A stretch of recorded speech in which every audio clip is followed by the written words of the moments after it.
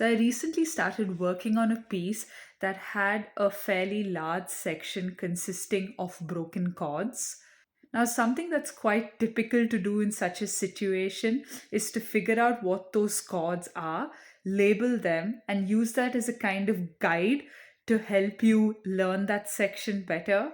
This works perfectly well for most people, but it does require you to have a pretty strong knowledge of chords, especially if it becomes more complicated four note chords like diminished sevenths or augmented sevenths or something like that, where you may not immediately connect the name of the chord to the chord that you're supposed to play.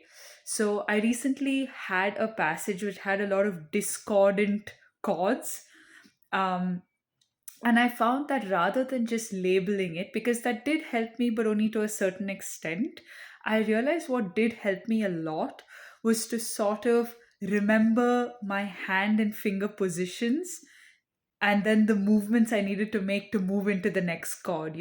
So sometimes you might just have to move two fingers up a semitone or down a semitone or whatever. And sometimes one chord to the next can have your fingers stay in the exact same positions. So thinking of it as finger movements rather than, with the name of the chord, it can help you kind of move through it faster and could even help with memorizing it faster.